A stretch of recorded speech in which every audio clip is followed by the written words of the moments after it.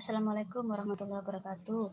Baik, Bapak Ibu yang saya hormati, saya Ahmad Faziza mewakili Lembaga Penjaminan Mutu Universitas Yudharta selaku divisi SPMI akan sharing mengenai bagaimana cara mengisi tabel penilaian risiko yang mana uh, pengetahuan mengenai pengisian penilaian tabel risiko ini kami peroleh dari pelatihan SMOP, Sistem Manajemen Organisasi Pendidikan, ISO 21001-2018 yang diselenggarakan oleh Universitas Yudharta bekerja sama dengan Garuda Consulting Management, yang mana nantinya akan diterapkan, dipakai di Universitas Yudharta Pasuruan untuk bisa memberikan atau mengelola pendidikannya supaya lebih baik lagi ke depannya.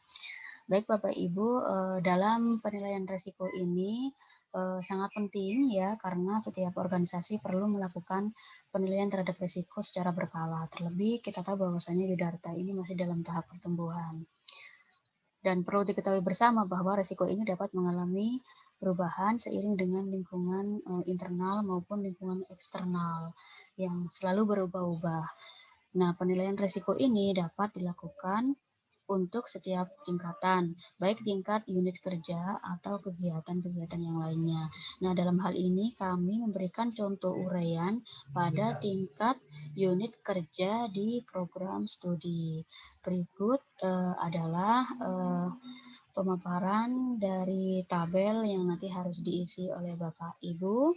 Kami berharap nantinya dalam kegiatan pengisian ini Bapak Ibu UJM GJM bisa mengidentifikasi risiko-risiko potensial yang ada di tingkat program studi. Tentunya nanti akan bekerjasama dengan dekan, kaprodi maupun staf fakultas, yang mana dalam hal ini beliau-beliau yang bersangkutan lebih paham dan banyak mengetahui faktor-faktor internal yang mengandung risiko tinggi, sedang maupun mengandung risiko yang rendah.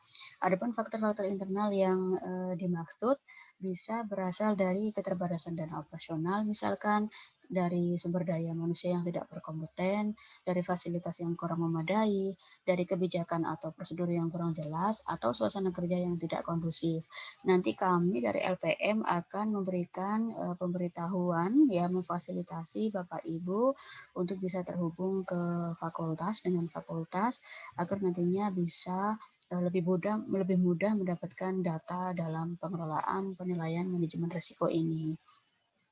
Kami juga berharap nantinya temuan dari Bapak Ibu ini dapat meyakinkan pihak manajemen Yudharta bahwa terdapat risiko-risiko yang menjadi prioritas untuk dikelola secara efektif nantinya.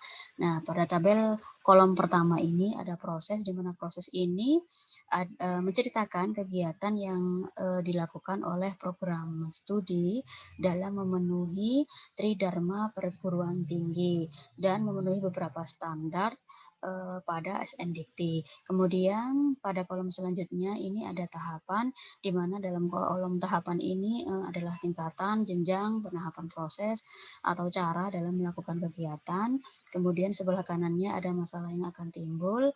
Dalam kolom ini nanti Bapak Ibu bisa mengidentifikasi masalah-masalah yang mungkin akan timbul di tengah proses tahapan yang akan dilaksanakan, karena kan di sini nanti akan ada hubungan-hubungan, interaksi, dan sebagainya. Nah, dalam masalah ini nanti dituliskan, diproyeksikan, diperkirakan tentang keadaan masa yang akan datang dengan menggunakan data yang ada di masa sekarang.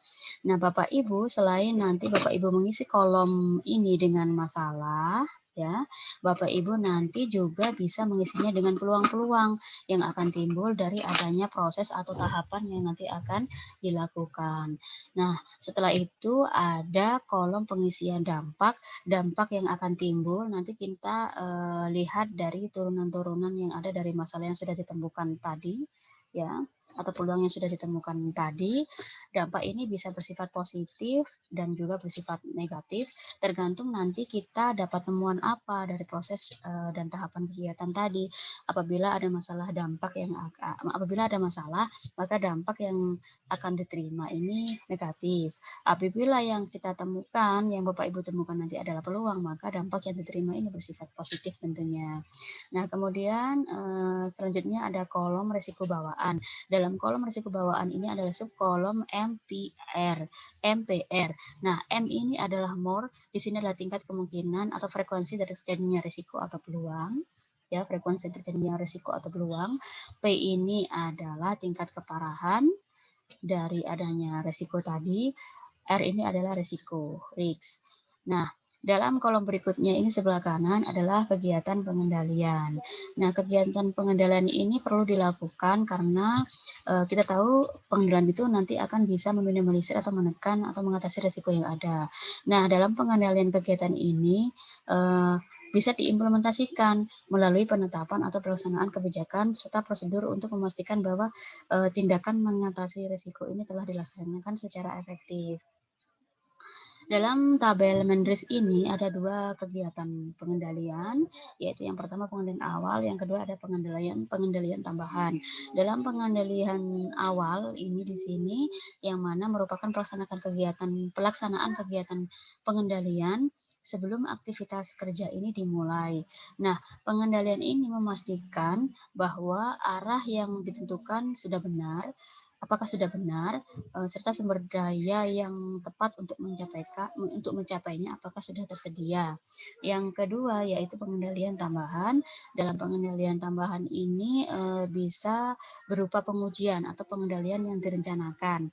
Nah, di sini dapat dilihat dari pemberian bukti tentang penerapan semestinya kebijakan dan prosedur pengendalian secara konsisten dalam kurun waktu tertentu. Nah, Bapak Ibu, selanjutnya yang paling kanan ini adalah resiko residual atau residual risk, di mana di sini resiko yang ada ya setelah manajemen merespon resiko dari bawaan. Misal dapat mengurangi atau memindahkan resiko yang ada. Membahas mengenai resiko, ada pun skala yang dapat digunakan nanti adalah skala Likert 1 sampai 5 yang nanti akan kita gunakan pengisiannya di kolom ini dan kita gunakan pengisiannya di kolom ini. Nah, dua kolom ini. Saya beralih ke contoh pemaparan tabel ya. Dalam contoh pemaparan tabel ini ada 5 skala. Yang pertama yaitu resiko status sangat rendah, ini skalanya 1, resiko status rendah skalanya 2, resiko status menengah skalanya 3, resiko status tinggi skalanya 4, resiko status sangat tinggi skalanya 5. Apa yang terjadi dan apa yang harus dilakukan terlampir di dalam tabel. Saya contohkan misalkan untuk resiko status yang sangat tinggi. Apa yang terjadi?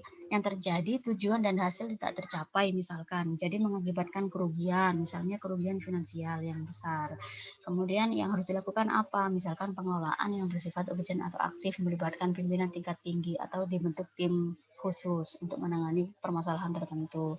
Lebih lanjut mengenai skala yang nanti akan dipakai untuk menetapkan risiko bawaan di subkolom MPR tadi, maka untuk menentukan kolom R-nya, risknya, ya di sini adalah rank hasil perkaliannya. Kalau 1 sampai 8 itu warnanya hijau, jadi status resikonya dapat diterima. 9 sampai 16 itu kuning, status resikonya kurang dapat diterima. 17 sampai 25 ini merah, resiko statusnya tidak diterima. Saya kembali ke tabel yang tadi. Nah, untuk mengisi resiko bawaan pada tabel ini, pada kolom ini, akan saya contohkan dari proses pembelajaran. Proses pembelajaran pada tahapan proses pendidikan dan pengajaran. Misalkan ada masalah yang akan timbul, ketidaksiapan dosen dalam menggunakan teknologi. Nah, apalagi pada masa pandemi sekarang, mau tidak mau dosen harus bisa menggunakan teknologi dalam menunjang proses pembelajaran tentunya. Kalau misalkan dosen itu tidak siap menggunakan teknologi, maka nanti akan berdampak pada beberapa hal. Misalkan target materi perkuliahan dalam satu semesternya tidak terpenuhi. Misalkan peningkatan jumlah mahasiswa yang tidak lulus pada mata kuliah tersebut banyak. Kemudian perkuliahan jadi monoton, tidak ada inovasi. Maka resiko bawaan nanti yang akan terjadi, kita bisa tetapkan di sini M ya, frekuensi resikonya misalkan tinggi 4 ya, kemudian tingkat keparahannya misalkan tingkat keparahannya 3. Nah, bagaimana cara kita menetapkan resikonya? Dengan dikalikan 4 kali 3. 4 kali 3 adalah 12. 12 ini tadi skala ring perkalian resikonya masuk pada warna kuning ya, warna kuning ya. Warna kuning tadi yang saya contohkan ini ya. Karena tadi perkaliannya 4 kali 3 adalah 12. 12 ini masuk pada ring yang kedua, 9 sampai 16 kuning ya.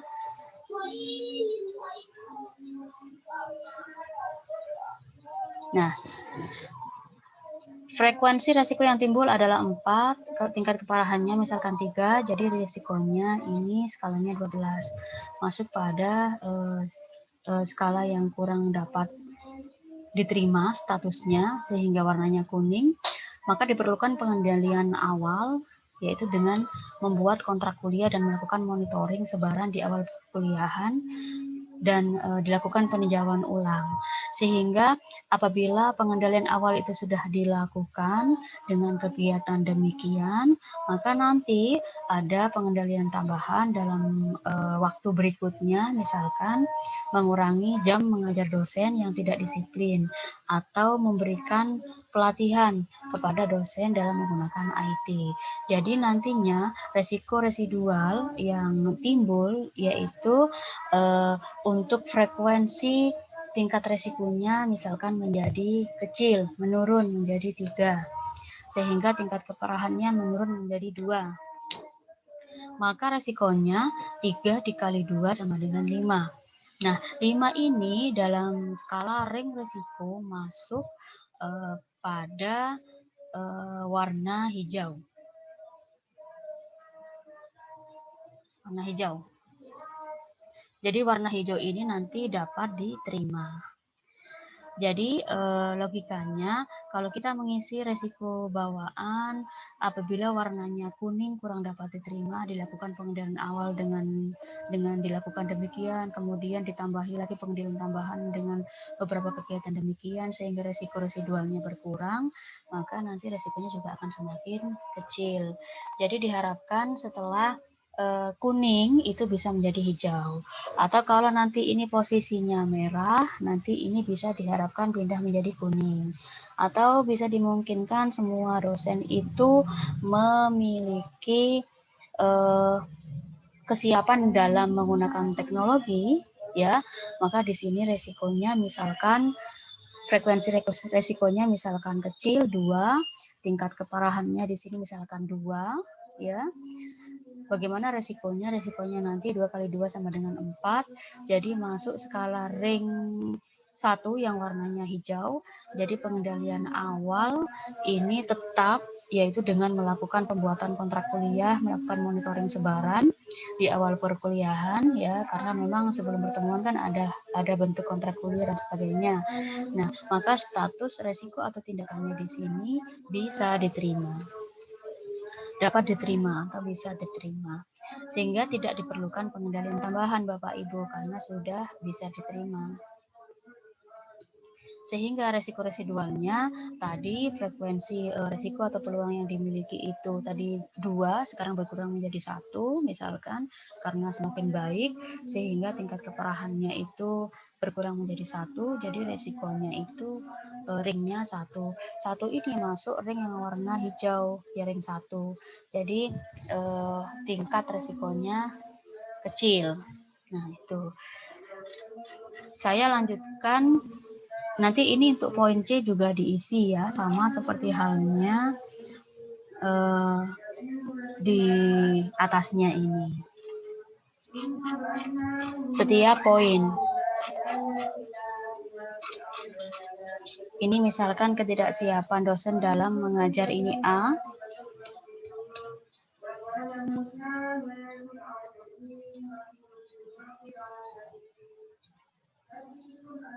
Masalah yang akan timbul ada dua, yaitu yang kedua, yaitu ketidakhadiran dosen dan mahasiswa.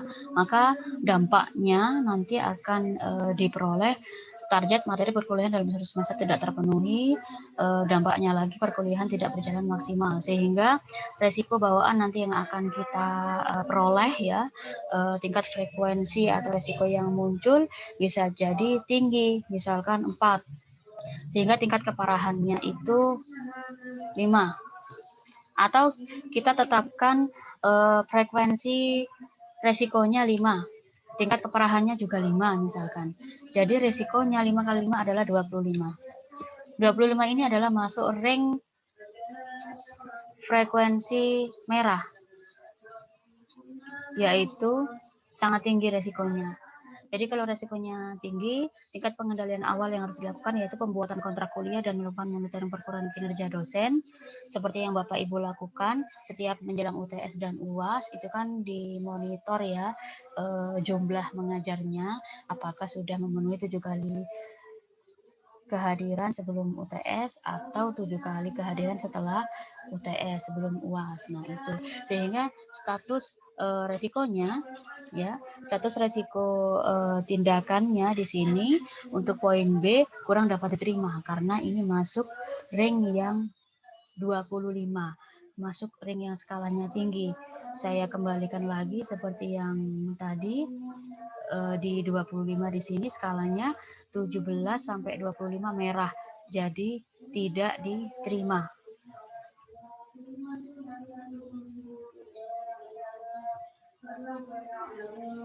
Nah ini tidak diterima.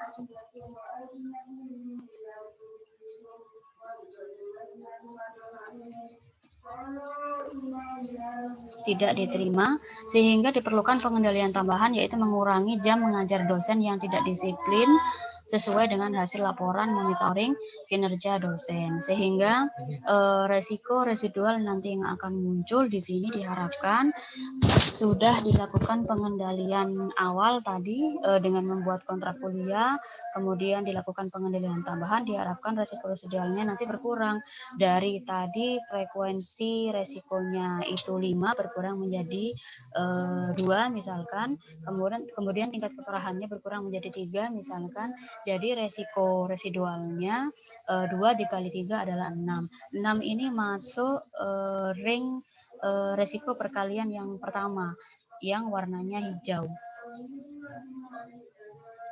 Nah, diharapkan berarti ini tingkat perubahan perkembangannya cukup signifikan dari yang tadi resikonya tinggi, setelah dilakukan pengendalian awal, dilakukan pengendalian tambahan, progresnya itu baik sekali sehingga langsung menjadi aman posisinya, jadi resikonya menjadi ringan. Kalau misalkan dari beberapa perbaikan pengendalian awal dan pengendalian tambahan ini yang dilakukan, ini ranknya masih kecil ya, ranknya misalkan di sini masih 3, terus ini tingkat keparahannya masih misalkan ini 4 ya, tingkat keparahannya ini misalkan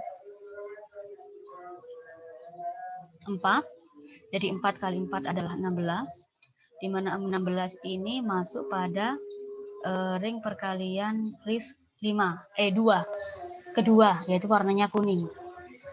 Jadi tingkat progresnya masih berjalan cukup lambat. Nah ini, saya lanjutkan misalkan ke kegiatan poin E, ke tahapan poin E, dosen mengajar tidak sesuai RPS. Jadi dampak yang nanti akan diperoleh yaitu capaian kompetensi mahasiswa atas mata kuliah tersebut tidak tercapai. Sehingga M-nya, resiko bawaan nanti yang akan timbul, frekuensi resikonya misalkan 5 ya, tingkat keparahannya misalkan 4. Jadi resikonya nanti yang akan timbul 5 dikali 4 adalah 20. 20 ini masuk pada range yang ketiga, yaitu warna merah. Warna merah ini berarti tidak dapat diterima. Sehingga pengendalian awal yang dilakukan yaitu sosialisasi kembali RPS terhadap dosen, serta pemanggilan atau punishment bagi dosen yang melakukan pengajaran tidak sesuai dengan RPS. Sehingga diperlukan pengendalian tambahan, yaitu mengurangi jam mengajar dosen yang mengajar tidak sesuai dengan RPS, sehingga nanti resiko residual yang muncul ya pada frekuensi tingkat resikonya misalkan bisa berkurang menjadi 4, kemudian tingkat keparahannya bisa berkurang menjadi 3. Jadi di sini nanti resikonya menjadi 12. Kita lihat 12 ini masuk pada ring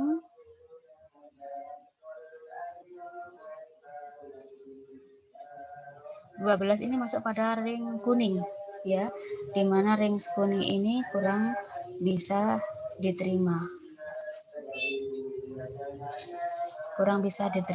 Nah, jadi ini kuning.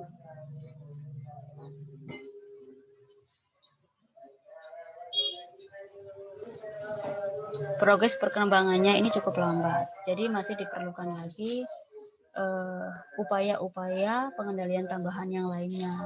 Nanti ini bisa dibentuk tabel lagi Bapak Ibu. Nah, bisa dibentuk tabel lagi di sini. Misalkan mengurangi jam mengajar dosen yang mengajar tidak sesuai dengan RPS, kemudian dilakukan pelatihan, misalkan diberikan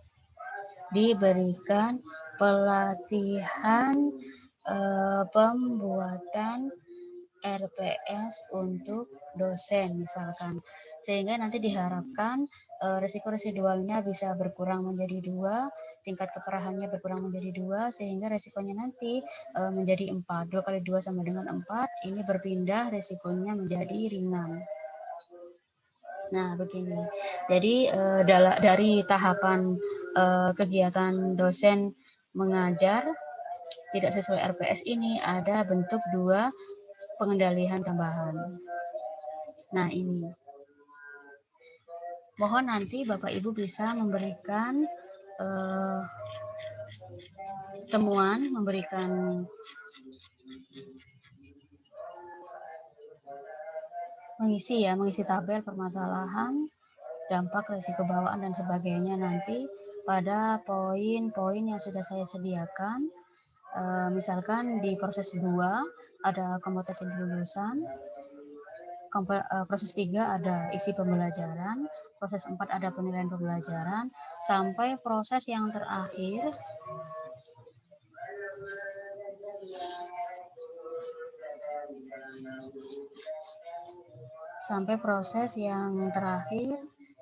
di sini